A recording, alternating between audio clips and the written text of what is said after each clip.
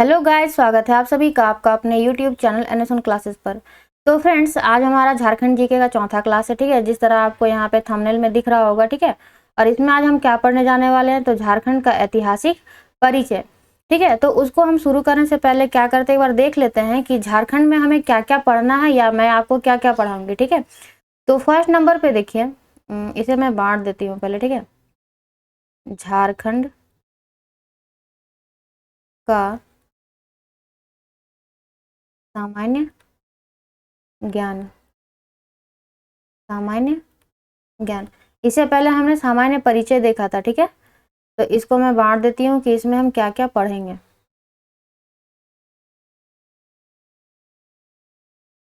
चलिए, तो सबसे पहले हम क्या करेंगे, सबसे पहले हम हिस्ट्री को पढ़ेंगे। सबसे पहले हिस्ट्री पढ़ेंगे, उसके बाद हम भूगोल पढ़ेंगे, उसके बाद हमारा आ गया अर्थशास्त्र, राजनीति। राजनीति, झारखंड की कला एवं संस्कृति। कला एवं संस्कृति, ठीक है, झारखंड की कला एवं संस्कृति। और बाकी जो बच गया हमारा वो रह गया क्या, करंट अफेयर्स का, जो उसको हम कह सकते हैं समसामयिकी। ठीक है, ये हम इसको लास्ट में करेंगे। ठीक है, तो सबसे जो फर्स्ट हमारा सेगमेंट है वो कौन सा है, तो हिस्ट्री का है। तो हिस्ट्री में भी हम क्या करेंगे कि इसको जैसे अगर इसे पढ़ना रहेगा तो हम स्टार्ट करेंगे पूरा पाषाण काल से। पूरा पाषाण काल से लेकर जब तक जो झारखंड का जो गठन हुआ है वहां तक इसको मुझे हमें पढ़ना है। ठीक है, और बाकी जो आएगा वो हमारा करंट अफेयर्स का पार्ट होगा, इसके गठन के बाद का। ठीक है, चलिए अब हम देखते हैं कि हिस्ट्री में हमें पहले पढ़ना क्या है। तो पहले हमें पढ़ना है प्राचीन झारखंड का इतिहास। प्राचीन झारखंड का इतिहास। ठीक है, जिस तरह हम लोग प्राचीन भारत का पढ़ते हैं। उसके बाद मध्यकाल या मध्यकालीन झारखंड का इतिहास। उसके बाद हम पढ़ेंगे आधुनिक आधुनिक झारखंड का इतिहास। ठीक है, तो इसे शुरू करने से पहले मैं आपको जिस तरह आप यहाँ पे देख सकते हैं कि हमारा जो थंबनेल बना हुआ है वो ऐतिहासिक परिचय का है। मतलब कहने का सेंस क्या जा रहा है कि झारखंड, अभी हम लोग जानते हैं क्या कि झारखंड का जो नाम है, झारखंड को हम लोग क्या बोलते हैं, झारखंड ही कहते हैं, यही ना कहते हैं अभी हम लोग। ठीक है, लेकिन इसका ऐतिहासिक परिचय क्या कह रहा है कि झारखंड का और भी नाम था, तो कौन कौन से कालों में इसका क्या क्या नाम बोला गया है। ठीक है, या क्या क्या इसे कहा जाता था, आज हम वही पढ़ने वाले हैं। ठीक है, चलिए देखते हैं, इसे हम क्या कहते हैं, इसे मिटा देते हैं। इसे मिटा देते हैं और हम स्टार्टिंग यहाँ से करते हैं। ठीक है, चलिए देखिए, इसका आप हेडिंग बना लीजिए कि विभिन्न कालों में झारखंड का नाम, झारखंड का नाम अलग अलग नामों से, या झारखंड को अलग अलग नामों से, झारखंड को अलग अलग अलग अलग नामों से पुकारा जाता रहा है। पुकारा जाता है या जाता रहा है। ठीक है,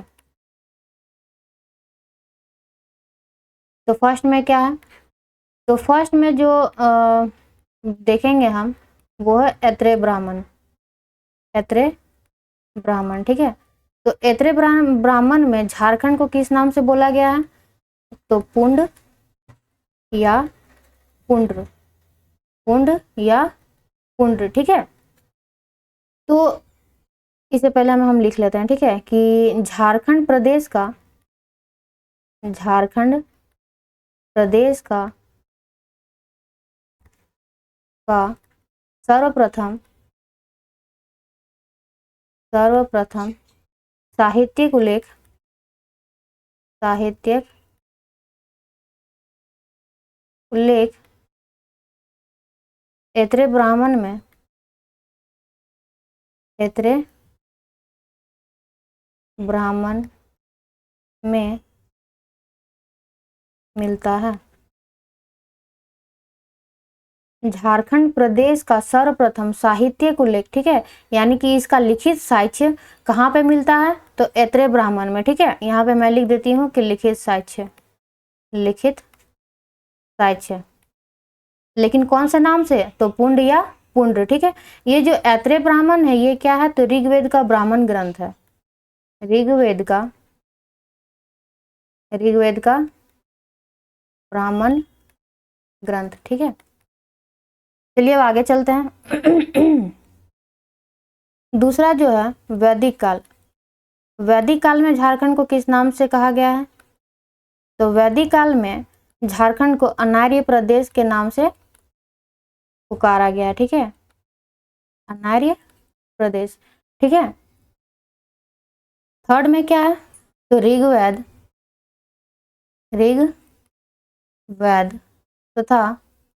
ऋग्वेद तथा भागवत पुराण में, ऋग्वेद तथा भागवत पुराण में इसे किस नाम से जाना गया है, तो किक्कट प्रदेश, किक्कट